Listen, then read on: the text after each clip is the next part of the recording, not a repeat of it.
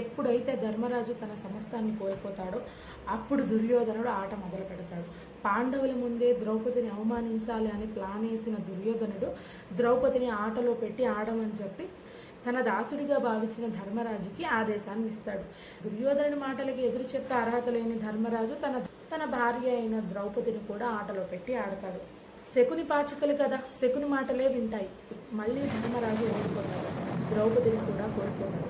ఇక తక్షణమే దుర్యోధనుడు దుశ్శాసనుడితో ఇలా అంటాడు, ఆ దాసి ద్రౌపదిని జుట్టు పట్టుకొని ఈడ్చుకొని ఈ సభలోనికి తీసుకురా అని చెప్తాడు. జుట్టు పట్టుకొని ద్రౌపదిని అంతఃపురం అంతా ఈడ్చుకుంటూ సభలోనికి తీసుకొని వస్తాడు. ద్రౌపది ఒంటి నిండా గాయాలతో చెదిరిన దుస్తులతో ఆ సభలో పడి ఉండడం చూసిన భీష్ముడు, ద్రోణాచార్యుడు చాలా కుంగిపోతారు. పాండవులు చేతులు కట్టుకొని ఏమీ చేయలేని పరిస్థితులకు వెళ్ళిపోతారు. ధర్మరాజు తలదించుకుంటాడు. అయినా సరే ద్రౌపది ధైర్యంగా ఇలా అడుగుతుంది. ధర్మం తప్ప మోసం తెలియని ధర్మరాజు చేత దుర్యోధనుడు ఇలాంటి పాపకార్యాన్ని చేపిస్తుంటే తన భార్యను కూడా జూదంలో పెట్టి ఆడమని చెప్పినప్పుడు ఇది తప్పు అని చెప్పి ఈ సభలో ఉన్న పెద్దలు ఎవ్వరూ ఎందుకు నోరు తెరవలేదు? ఒకవేళ ధర్మరాజు తనను తాను కోల్పోయినట్టయితే తన భార్య మీద హక్కు ఎలా వస్తుంది? నన్ను ఈ జూదంలో పెట్టి ఆడే అర్హత ధర్మరాజుకి ఎక్కడ ఉంది అని చెప్పి ప్రశ్నిస్తుంది. ఈ మాటలకి దుర్యోధనుడికి చాలా కోపం వస్తుంది. దుశ్శాసనుడితో ఇలా అంటాడు, తనని వివస్త్రణ చెయ్యి అని చెప్తాడు.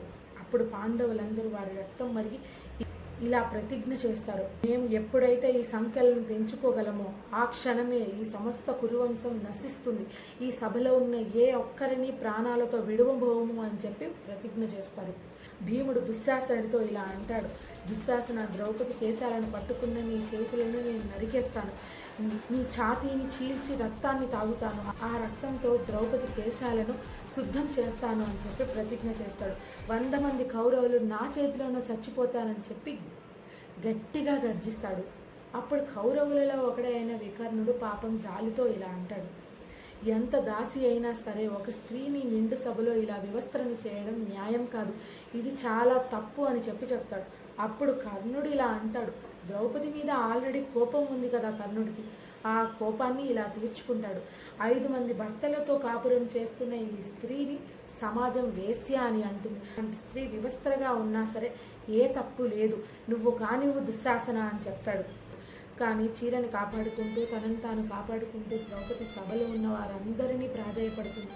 తనను కాపాడమని చెప్పి అర్థిస్తుంది. ఎవ్వరూ ఏమీ మాట్లాడరు. ఇంకా ద్రౌపది ఆ బాధను భరించలేక తన 2 చేతులు పైకెత్తి కృష్ణ అని చెప్పి ఒక్కసారి పిలుస్తుంది. వెంటనే కృష్ణుడు తన మాయ చేత చాలా చీరలు ఆమె మీదకి పంపిస్తాడు. ధృతరాష్ట్రుడు అప్పుడు కళ్ళు తెరుచుకొని పాండవులను క్షమించమన్నాడు.